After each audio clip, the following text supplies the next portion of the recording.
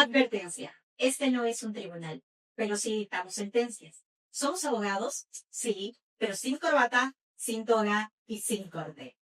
En este podcast no hay lugar para tecnicismos vacíos, solo verdad sin anestesia.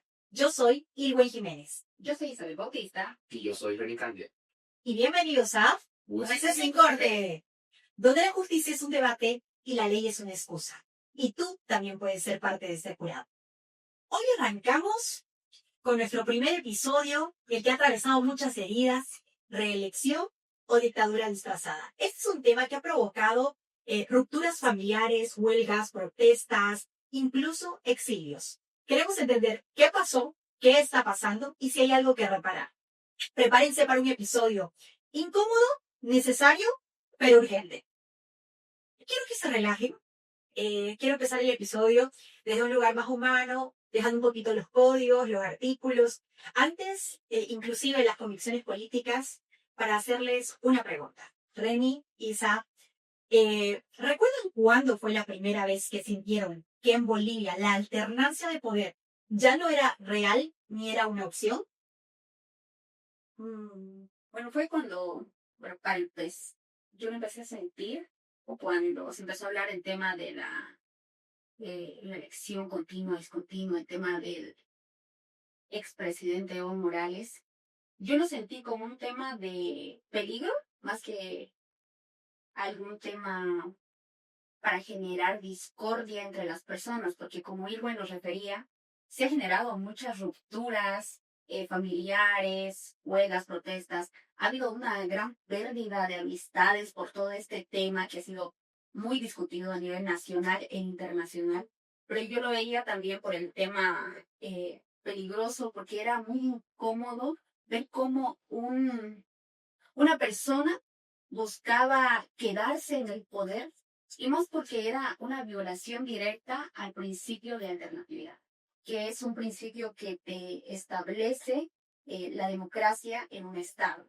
Entonces, en ese sentido, se veía una preocupación referente a lo que iba a pasar, y más por cómo las instituciones estaban empezando a parcializarse hasta que hemos llegado a 2025 con este problema que continúa siendo un debate. Tal vez ya no tan fuerte, pero continuamos dando nuestros puntos de opinión y generando incomodidad a nuestro alrededor. Bueno, siguiendo con lo que dice Isa, yo creo que sí, realmente todo esto viene, ¿no?, desde el tercer mandato de Evo Morales, del expresidente Evo Morales, que cuando quiso ya presentarse para una reelección, para un cuarto mandato, ¿no? Y ahí ya surgieron las dudas sobre qué es lo que realmente establece nuestra Constitución, cuándo lo permite y cuándo no lo permite, ¿no? Porque creo que todos podemos concordar que lamentablemente nuestra Constitución no lo dice de una manera muy clara. Entonces no hay un entendimiento general en el que todos estén de acuerdo en la interpretación de ese artículo, justamente. Entonces, eso ha generado muchos debates desde el segundo periodo del expresidente Evo Morales, y ya cuando quiso presentarse un cuarto mandato, y ahí empezaron a surgir ya todos los inconvenientes de que ya la gente ya no tenía tanta aceptación con él. Entonces surgieron las dudas de que si realmente él está habilitado o no. Y eso yo creo que trae justamente a discusión de todos y poner recién en tela de juicio si realmente qué es lo que establece nuestra normativa, ¿no? Gracias por compartirlo. En realidad, lo que me hubiera gustado escuchar también es su experiencia personal respecto a cuándo fue que verdaderamente sintieron que había una ruptura constitucional. Pero muchas gracias por compartirlo. En lo personal, creo que hubo dos momentos que marcaron un antes y un después en mí, en la que me di cuenta que en Bolivia no había alternancia de poder y que ya no era real y ni siquiera tal vez era una opción. La primera fue durante el paro de los 21 días. En ese momento yo no entendía muy bien la magnitud de la situación, era muy joven. Veía las marchas, personas marchando y gritando y exigiendo que se respetara su voto. Pero también había otras cosas que me dolían. Entre ellos habían negocios saqueados, violencia en los barrios más alejados, cobros irregulares en los puntos de bloqueo y familias que no podían salir a comprar comida y tampoco a trabajar. En ese momento no lo entendí. En ese momento pensaba que la gente que estaba dentro del cuarto anillo lo pasaba muy bien, lo pasaba muy cómodo, pero afuera del cuarto anillo, en las periferias y en las provincias, era otra historia. Y muchas veces se vivía con violencia. Eso es algo que me cuestioné mucho, pero ahora lo entiendo.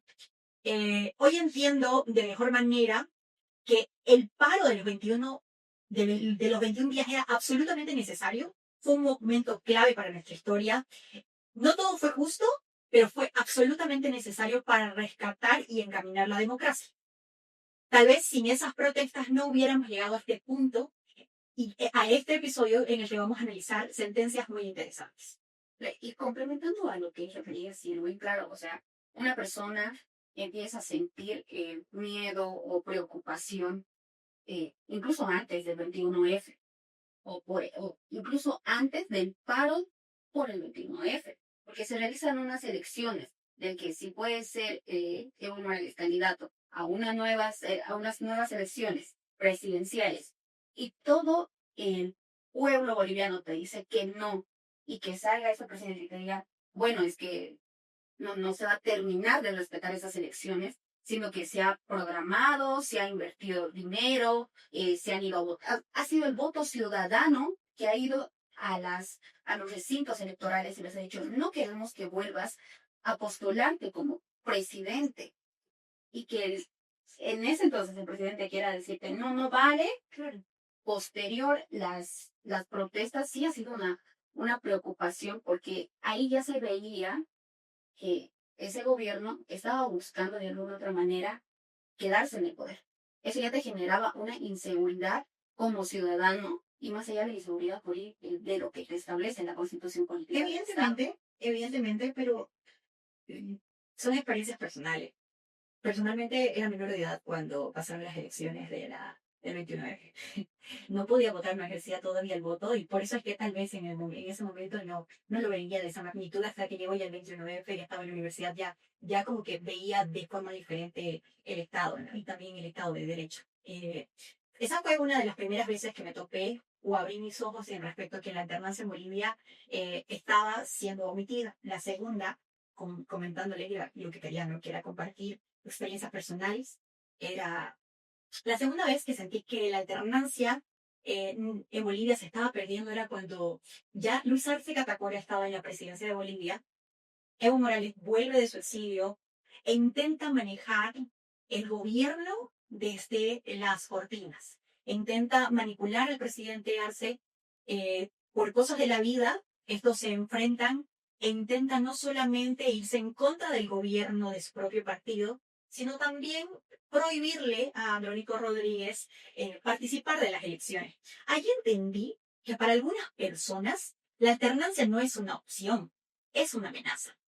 Y como si el poder no solamente se concibiera como algo prestado, porque el poder es prestado para el presidente en curso, sino hay personas que consideran que el poder es algo propio y que deben obtenerlo por la fuerza. Esas son mis experiencias o esos son los momentos en los que yo sentí que Bolivia estaba perdiendo alternancia. Pero antes de continuar, quiero hacer una pausa para recordar cuál es la función del Tribunal Constitucional en todo eso. Este órgano constitucional tiene el deber de resguardar la supremacía constitucional y ejercer control de constitucionalidad y convencionalidad. Es decir, que debe asegurar que todas las normas y los actos del poder público estén siempre alineados a la Constitución y al mismo tiempo, evidentemente, a los tratados internacionales. En teoría, el tribunal actúa como un árbitro en este juego de la democracia porque la constitución política es eso, es la carta magna, es política, porque es un manifiesto del pueblo. Pero en la práctica muchas veces esto no sucede. A veces los tribunales constitucionales en el mundo se ponen la camiseta de un equipo en específico para sacar resoluciones arbitrarias. Así que les hago una pregunta de forma directa. ¿Creen que el Tribunal Constitucional Plurinacional sigue siendo un árbitro imparcial en este momento o ya juega para un equipo en específico? Personalmente, yo creo que el Tribunal Constitucional en este momento juega para el equipo que le convenga, ¿no? Porque hay momentos en los que se pone la camiseta de un equipo y lo apoya, y momentos en los que se pone la camiseta de otro equipo y también lo apoya. Y indistintamente de eso, hay momentos en los que el Tribunal Constitucional agarra y se pone una camiseta mixta y agarra y emite una resolución que favorezca en parte a uno y en parte al otro. Entonces, es como que un tribunal que se va moviendo de acuerdo a sus intereses también. En mi opinión, creo que a la fecha como tal, el Tribunal Constitucional se ha vuelto muy parcializado, por ende se ya un jugador. Como lo han referido, se ha puesto la camiseta anteriormente del gobierno de Evo Morales y ahora está buscando enmendar el error que ha cometido, pero al final sigue siendo parcializado porque ha emitido muchas sentencias cuestionables, ha emitido una incongruencia entre sus resoluciones. Es algo que no debería haber pasado desde un inicio y a la fecha te causa incertidumbre, te da una inseguridad jurídica de cómo la institución que tenía que controlar el cumplimiento de la Constitución, el cumplimiento de los tratados y demás, se va hacia un partido político de forma directa, de forma clara, te demuestra que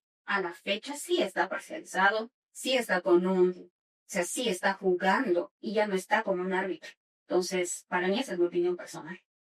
Sí, también considero o pienso igual que ustedes. Creo que el tribunal quebró completamente su rol de árbitro independiente cuando sacó la sentencia 84-2017, que fue la ruptura más importante de toda esta década, que permitió la reelección indefinida de Evo Morales, desconociendo el referéndum del 21 de febrero. Fue realmente vergonzoso cómo en esta sentencia constitucional se ignoró la soberanía del pueblo y la voluntad del pueblo. Hoy, ese Catacora está en el poder y está enfrentado con Evo Morales. El mismo Tribunal Constitucional, que en aquel entonces sacó el 84-2017, hoy saca la sentencia constitucional 07-2025, que cambia completamente el criterio que estaba en la sentencia 84-2017. ¿Cómo no sentir con esto que el tribunal juega con una camiseta, no?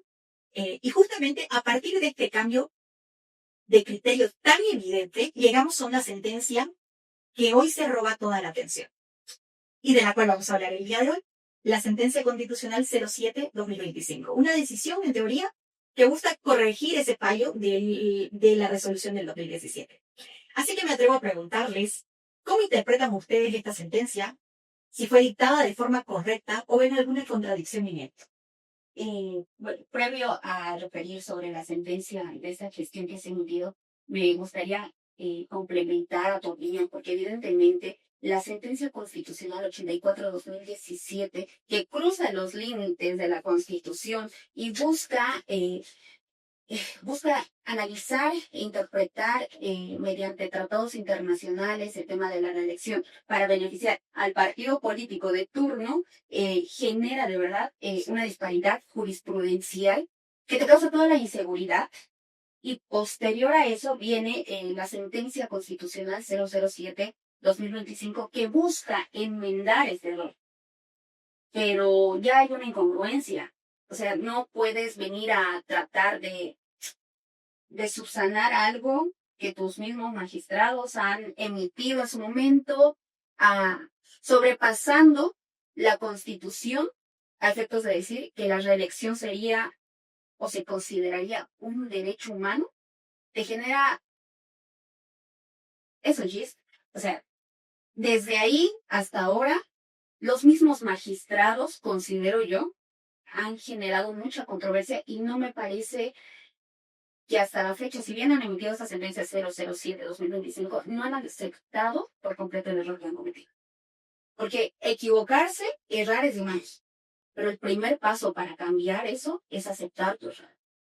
Y hasta la fecha no lo han hecho. Han tratado de enmendarlo, han generado una nueva línea, por así decirlo, pero no han aceptado su error que han generado en ese momento. Claro, yo creo que sería importante determinar qué es lo que establece esta sentencia constitucional 07-2025, para que podamos tener un poco más de contexto de de qué es lo que establece y cómo va en contra de la sentencia constitucional emitida en 2017, que reconocía a la reelección como un derecho humano, ¿no? Basándose en la convención. Entonces, en esta sentencia constitucional, exactamente, en la 725, en su por tanto, esta sentencia constitucional nombra varias leyes, porque lamentablemente esto data desde, nos teníamos que remontar recién a la primera, a la Constitución modificada de 2009 para poder entender sobre qué es lo que dice qué es lo que dice la sentencia constitucional. Porque en 2009 se entra en vigencia la nueva Constitución Política del Estado, posteriormente en 2013 sacan una ley de aplicación normativa, la 381 del 20 de mayo de 2013, y esta ley establece que para el cómputo del primer mandato del presidente se va a computar recién a partir de la entrada en vigencia de la nueva Constitución Política del Estado, es decir, que el primer mandato que tuvo Evo Morales, que como lo tuvo en la Constitución Política del Estado que estaba vigente en 2006, no tiene efecto como primer mandato para la nueva Constitución. Entonces, su primer periodo sería recién las siguientes elecciones a las que recién se iba a presentar. Entonces, desde ahí empiezan todos los problemas, porque no sé si, Irwin, si nos quieres dar más información sobre La esto. sentencia, exactamente. Algo que, muy aparte de que lo que vamos a tocar más adentro, que es si la reelección es continua o discontinua, hay algo que creo que la población no ha tomado importancia dentro de esta sentencia, que es justamente declarar inconstitucional el artículo por el cual Evo Morales, o el artículo de la ley por el medio del cual Evo Morales se presentó a una tercera elección. Esta sentencia constitucional lanza definitivamente una respuesta al debate si Evo Morales tenía derecho a un tercer mandato. Y declara que Evo Morales no tenía derecho a presentarse en una tercera elección. Declara inconstitucional el artículo 4.1 de la Ley de Aplicación Normativa, del cual se valieron para que Evo Morales se reelija por una tercera vez. En ese cuestionamiento, esta sentencia recoge una reafirmación sobre lo que dice la misma Constitución. Porque aparentemente cuando Evo Morales estaba estaba postulándose a esta elección por tercera vez, ignora por completo la disposición transitoria la primera, parágrafo segundo, en la que establece que para el cómputo de los periodos constitucionales se tenía que tomar en cuenta el periodo 2006-2010. Perdón que se corte, me gustaría nombrar exactamente lo que dice esa parte. Dale. Que dice, los mandatos anteriores a la vigencia de la Constitución serán tomados en cuenta para los efectos del cómputo de los nuevos periodos de funciones. Es decir, que los mandatos anteriores a esa Constitución también estaban vigentes y eran válidos. Se tomaba en cuenta como un primer mandato, distintamente a lo que se hizo creer con esa ley. Sí, y estaba en la disposición transitoria primera. Es decir, que el constituyente, al momento de redactar la nueva Constitución, preveyó con antelación esta situación y lo normó. Y haciendo ojos ciegos se habilitó a Evo Morales en un tercer mandato. Pero lo que ellos buscaban era engañar, ¿no? Porque al final querían hacer creer a la población que el primer mandato no era válido porque no estaba dentro de la Constitución Política del Estado del 2009 y que por ende desde en la segunda ocasión que Evo estaba como presidente se refería a la primera, eso le abría el camino para que se repostule a una tercera vez como si fuera una segunda. como si fuera una segunda. Como si fuera la primera reelección del mandato, digamos. Claro, porque iba a su segundo mandato, que era lo que finalizaba y... Ajá. Exactamente, eso es lo que nos intentaron hacer creer. Esta sentencia, la gente no la ha difundido con la magnitud y la importancia que tiene, porque estos acápites de esta sentencia son tan importantes, tan ilustrativas y tan precedentes para el futuro, porque evidentemente sienta esta violación a la Constitución de forma literal en una sentencia. Y por eso declaran la inconstitucionalidad de este artículo. Y también ahí es evidente, bueno, con esta sentencia sí acredita que el Tribunal Constitucional sí estaba actuando a favor de ese partido de gobierno y que la resolución o el tema del fondo que Irwin mencionó, que no se había viralizado demasiado en esas épocas, sí lo había, o sea, yo lo veo de alguna otra manera que lo han hecho con dolo, porque buscaban hacernos incurrir en el error a todos nosotros para que creamos que era su segunda reelección. Me parece un actuar poco probo de parte de los magistrados del Tribunal Constitucional. Claro, y hay algo importante de eso, porque si se dan cuenta, en esa época no se debatió ni se discutió si realmente su tercer mandato era legítimo. Pero era porque tenía apoyo popular. Yo creo que la sociedad boliviana intentó ser ojo ciego, aunque sabía que estaba mal. Como fue un auge económico y hubieron cambios grandes, tal vez para algunos sectores, tal vez por eso hicieron ojos ciegos. No creo que ningún abogado, ningún constitucionalista no lo haya visto, porque eso estaba en la disposición transitoria primera. Claro, yo creo que era un secreto a voces, como muchas cosas que suceden lamentablemente en nuestro país, donde todos saben qué es lo que pasa y nadie dice nada. Sí, bueno, aparte de esto, lo que venimos a analizar en realidad es la interpretación de la reelección continua y discontinua, ¿no es cierto? No sé si ustedes han podido revisar lo que dice justamente esta sentencia cuando habla y declara de forma taxativa de que en lo establecido en el artículo 168 que dice que el presidente o vicepresidente pueden ser reelectos por una sola vez de manera continua, fue establecido y analizado en esta sentencia. Pero al mismo tiempo, hay otro personaje que se presenta a este proceso constitucional como un tercer interesado, que es el vicepresidente David Choquehuanca, como representante de la Asamblea Legislativa, quien evidentemente también tiene que apersonarse como un tercer interesado dentro del proceso, porque se va a declarar la inconstitucionalidad de un artículo que ha sacado de la Asamblea Legislativa. En su momento, David Choquehuanca, en los antecedentes de este proceso, de esta acción de amparo, señala que existe cosa juzgada constitucional, y que por eso no podía revisarse esta situación de continuo o discontinuo, si era un derecho humano o no era un derecho humano, porque esto ya era cosa juzgada. Cosa juzgada constitucional significa que uno no puede volver a revisar un fallo que ya ha sido emitido. Sin embargo, el Tribunal Constitucional le responde que para que exista cosa juzgada constitucional, primero, deben ser de hechos diferentes. En este caso, los hechos no son totalmente idénticos porque han sucedido otros hechos posterior a la sentencia.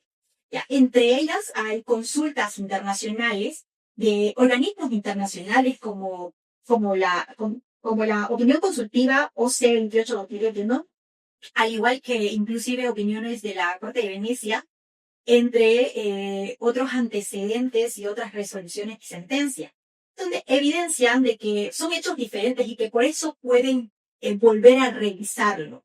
Porque pues las interpretaciones a estos señalan, en especial la interpretación de la opinión consultiva que hace Colombia, sobre si este es un derecho, si la reelección es un derecho autónomo. La opinión consultiva de la Corte dice que no, la reelección no es un derecho humano y no es un derecho autónomo, y que el artículo 23 de la Convención Interamericana de Derechos Humanos evidentemente intenta cubrir que no existan discriminaciones para que uno pueda ejercer el derecho político a ser elegido. Sin embargo, y con excepciones, pueden haber requisitos previos para uno elegirse. Evidentemente, este no es un derecho absoluto, porque está restringido por requisito, ¿ya? Justamente, hablando de forma genérica, no todos podemos ser presidentes, no tenemos 30 años, ¿no? No cumplimos con los requisitos. Todavía no cumplimos. Solicitados. Y hay requisitos establecidos. Y uno de los requisitos establecidos es justamente el de no haber ejercido la presidencia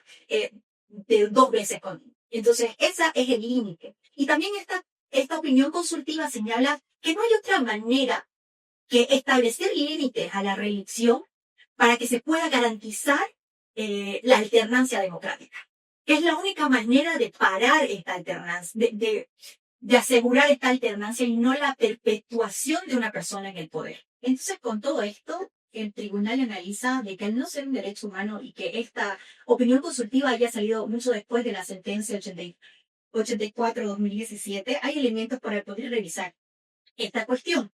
Además de eso, señala que solamente puede, lo que también se menciona, ¿no? Es que la cosa juzgada constitucional en realidad cuando hablamos de acciones de inconstitucionalidad pueden seguir interponiéndose únicamente cuando hay una acción de inconstitucional declarada o que declara la inconstitucionalidad de un artículo en específico y ordena la expulsión de este artículo del ordenamiento jurídico, no puede volver a revisarse, porque ya ese artículo en específico ha sido expulsado del ordenamiento jurídico. Pero en este caso, en ese momento, se declaró la constitucionalidad y, claro, del artículo, hablando esto no del artículo 168 de los derechos humanos, sino hablando esto de el artículo 4 de la ley del régimen electoral, que también, evidentemente declaró constitucional el artículo que estaba en la ley para habilitar el tercer mandato de Evo Morales. Entonces, como en ese entonces, cuando hubo un amparo constitucional sobre la ley del régimen, del régimen electoral, se declaró constitucional el artículo 4.1. Por eso es que el Tribunal Constitucional dice que estas pueden seguir siendo revisadas porque no han sido expulsadas del ordenamiento jurídico. Y esto también faculta a que puedan revisar la inconstitucionalidad del artículo 4.1 y también aparte del 168.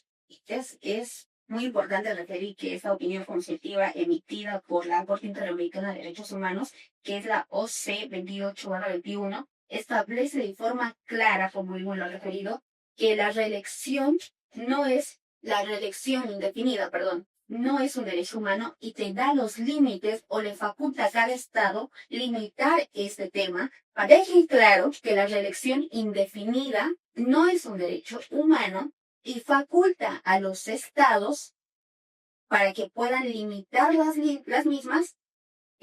Si nos hemos basado en la opinión consultiva OC 28/2021, misma que ya te establecía que la reelección continua no era un derecho humano, también es importante referir la sentencia constitucional 1010/2023, que es la sentencia que revierte y contradice de alguna otra manera al Tribunal Constitucional por primera vez, indicando y reafirmando que no existe el derecho humano a la reelección indefinida y prioriza el Estado de Derecho y los límites de la democracia. Es así que posteriormente se emite ya esta gestión, la sentencia constitucional 007/2025, reafirmando y tomando por antecedente esta sentencia constitucional, misma que indica que evidentemente Misma sentencia que indica que ninguna persona puede ejercer la presidencia o vicepresidencia más de 2 veces, ya sean periodos consecutivos o continuos o discontinuos. Esta sentencia analiza la palabra por una sola vez. Para leer esto sería bueno leer el artículo para que podamos nosotros darle camita a nuestro episodio. Veamos qué dice el artículo 168. El periodo del mandato de la presidenta o del presidente y de la vicepresidenta o del vicepresidente del Estado es de 5 años y puede ser reelectas o reelectos por una sola vez de manera continua. Ahora, el tribunal en esta sentencia se agarra de la palabra por una sola vez para señalar que en el momento de que nace la nueva constitución, el constituyente quería decir que solamente había una sola reelección.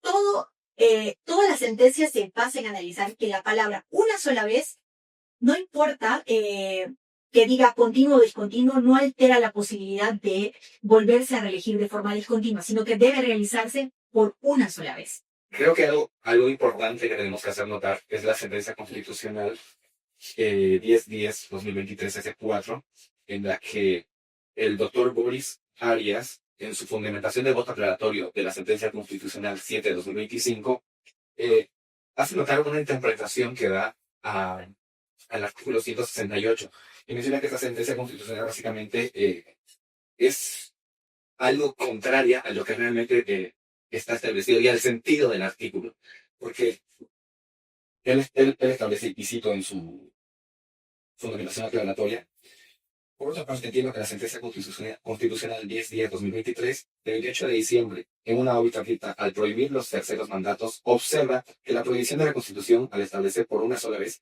se dirige tanto al presidente y vicepresidente del Estado, no respecto a la posibilidad de que el vicepresidente pueda postular a presidente, sino respecto a que el presidente pueda postular a vicepresidente o presidente de una de las cámaras de la Asamblea Legislativa Plurinacional, y una vez elegido, pueda de todas formas acceder a la presidencia. por sucesión presidencial, lo que implicaría burlar el propósito de la Constitución. En efecto, la posibilidad de una reelección discontinua en Bolivia, en los hechos, es equivalente a una reelección indefinida. Ya hemos mencionado que tampoco se ha hecho viral o no ha sido muy debatido, más allá del debate sobre la reelección continua o discontinua. Esta sentencia aclara con contundencia un aspecto que suele pasar desapercibido. El cómputo de los periodos presidenciales, incluso si no fueran Concluir. resultado... Bueno, Perdón. tranquilos. El cómputo de los periodos presidenciales, si incluso estos no fueran resultado de una elección directa, ¿ya? ¿Qué pasa, por ejemplo? Hablemos de Toto Quiroga. Toto Quiroga fue presidente de Bolivia por un solo año y fue antes de la Constitución Política del Estado, ¿ya? En esta nueva elección ha sido admitido como candidato, porque evidentemente tiene derecho a la reelección por una sola vez.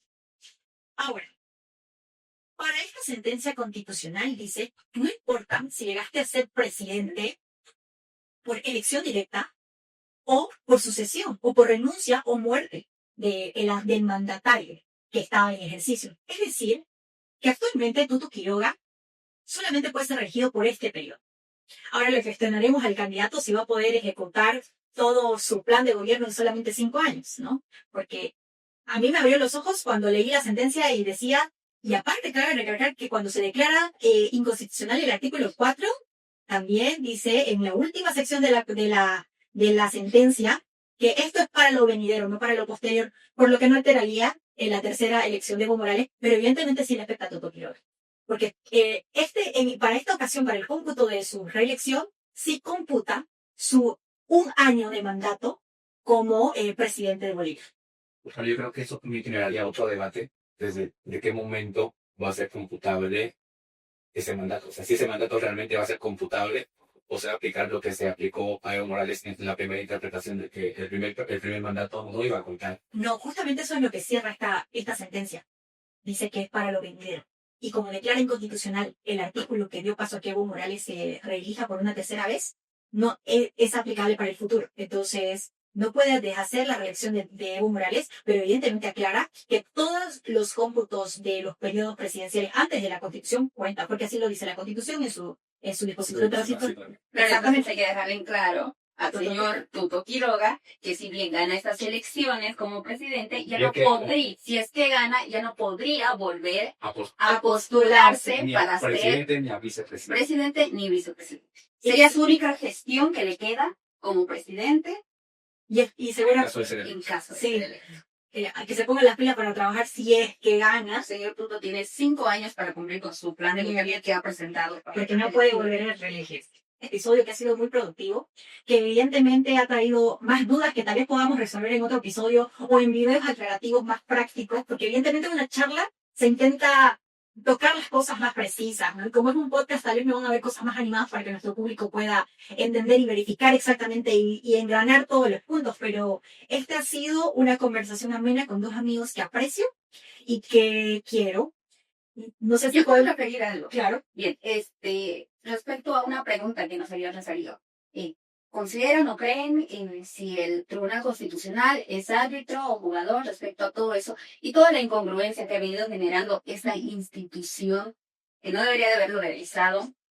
Quiero dejar algo claro. Volver a confiar no significa que podamos olvidar. Y considero que realmente los errores que se ha cometido hasta esta fecha no son justificación para nada, porque ha sido evidente que el Tribunal Constitucional en algún momento se ha puesto la camiseta de un partido político que ha llegado a distorsionar completamente los derechos humanos. Y eso para mí me parece, es una vergüenza ajena, porque no puede realizar semejante comparación. Ha tenido que interceder instituciones internacionales para dejarnos en claro eso, primero. Segundo, creo que para realizar un cambio institucional como tal, tienen que cambiarse incluso los magistrados, que hasta la fecha, y se va a hablar en otros episodios, igual siguen prorrogándose en el poder. 7 de ellos han visto el nacimiento de la sentencia 84-2017 y 7 de ellos se han desdicho hoy en la sentencia 07-2025. Qué irónico, ¿no? Exactamente, y para cambiar esta situación que se ha venido generando en el mismo Tribunal Constitucional, que como tú lo dices, han visto el nacimiento, la controversia y el fin de esto, en el que se ha establecido que la reelección no es un derecho humano, se tiene que exigir una transparencia, rendición de cuentas y que se cambien a los magistrados prorrogados.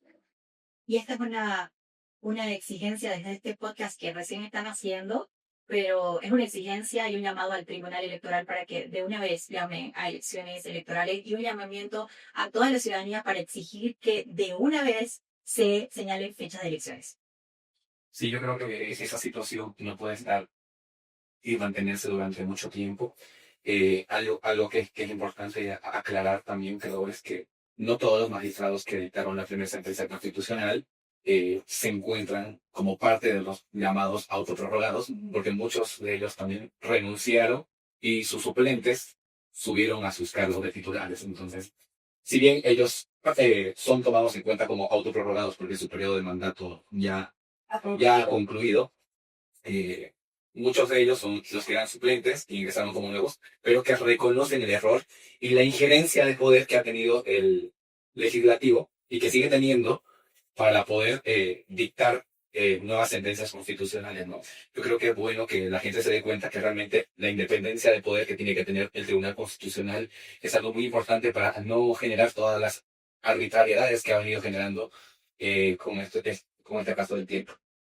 Bueno, con esta nueva sentencia, el tribunal al fin decidió por primera vez ser un poco árbitro, ¿no? Y no un jugador. Eso esperamos. Y con eso devolvió un pedazo de democracia a este Estado que ha sufrido, a este Estado que ha visto muertes, conflictos, rupturas, y el quiebre de su democracia.